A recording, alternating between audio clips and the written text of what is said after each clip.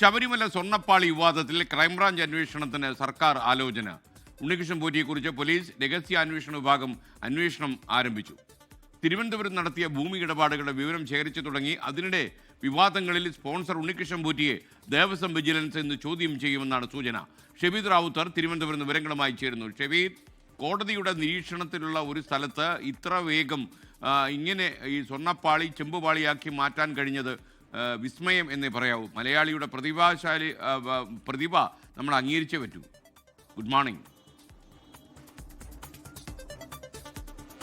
Very good morning. S K സൂചിപ്പിച്ചതുപോലെ തന്നെ അത്യപൂർവമായ ചില കാര്യങ്ങൾ ശബരിമലയിൽ നടന്നു എന്നുള്ള കാര്യത്തിൽ ഒരു തർക്കവുമില്ല. ആരൊക്കെയാണ് അക്കാര്യത്തിലെ ദുരൂഹതകളുടെ പിന്നാലെ ഉണ്ടായിരുന്നവർ എന്നുള്ളത് മാത്രമാണ് ഇനി പുറത്തു വരേണ്ടത്. അതിൽ ഏറ്റവും പ്രധാനപ്പെട്ട വിവരങ്ങൾ പുറത്തുവരുന്ന ഒരു പ്രഭാതം കൂടിയാണ് ഇതെന്നുള്ള കാര്യം ഉറപ്പാണ്. ഞാനിപ്പോൾ നിൽക്കുന്നത് ദേവസ്വം ബോർഡ് ആസ്ഥാനത്താണ്. അവിടേക്ക് ഇന്ന് എന്തൊക്കെ സംഭവിക്കും, ആരൊക്കെയായിരിക്കും വരിക എന്നുള്ളത് നിർണായകമായി മാറും. ഏതായാലും ഈ വിഷയത്തിൽ 2009 മുതൽ ശബരിമല കേന്ദ്രീകരിച്ച ഉണ്ണികൃഷ്ണൻ പോറ്റി നടത്തിയ ചില പ്രവർത്തനങ്ങളെക്കുറിച്ചും ചില ഇടപെടലുകളെക്കുറിച്ചും ഒക്കെ വിവരങ്ങൾ ദേവസ്വം വിജിലൻസ് ഇതിനോടകം തന്നെ ശേഖരിച്ചിട്ടുണ്ട്. മാത്രമല്ല, ഇയാളെക്കുറിച്ച് ഇപ്പോൾ പുറത്തുവരുന്ന വിവരത്തിന്റെ അടിസ്ഥാനത്തിൽ സംസ്ഥാന പോലീസിന്റെ രഹസ്യാന്വേഷണ വിഭാഗവും ചില വിവരങ്ങൾ ശേഖരിച്ചിട്ടുണ്ട്. ഏറ്റവും പ്രധാനപ്പെട്ട കാര്യം, കഴിഞ്ഞ ദിവസം മുഖ്യമന്ത്രിക്കൊപ്പവും ഉന്നത പോലീസ് ഉദ്യോഗസ്ഥരോടൊപ്പമൊക്കെ ഉണ്ണികൃഷ്ണൻ പോറ്റി എടുത്ത ചിത്രങ്ങളുടെ വിവരങ്ങൾ പുറത്തു വന്നിരുന്നു.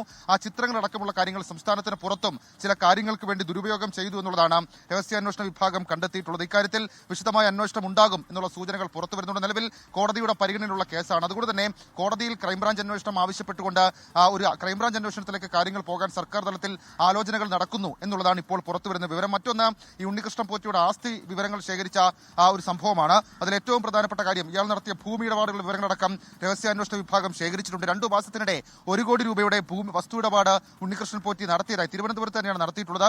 അത് നടത്തിയതായി വിവരം ലഭിച്ചു. അങ്ങനെ അടിമുടി ഉണ്ണികൃഷ്ണൻ പോറ്റിയെ കുറിച്ചുള്ള മുഴുവൻ വിവരങ്ങളും അത് രഹസ്യാന്വേഷണ വിഭാഗം ശേഖരിച്ചിട്ടുണ്ട്. സ്വാഭാവികമായും അത് ക്രൈംബ്രാഞ്ച് അന്വേഷണത്തിലേക്കുള്ള ഒരു വഴി കൂടിയാണ്. സ്കെയിൻ, ലോകത്തെവിടെയായാലും ഏത് സമയത്തും 24 വാർത്തകളും ഓഗ്മെന്റഡ് റിയാലിറ്റി പാക്കേജുകളും എക്സ്പ്ലെയിനറുകളും വിശദമായി കാണാൻ ഞങ്ങളുടെ യൂട്യൂബ് ചാനൽ നിങ്ങൾക്ക് സബ്സ്ക്രൈബ് ചെയ്യാം.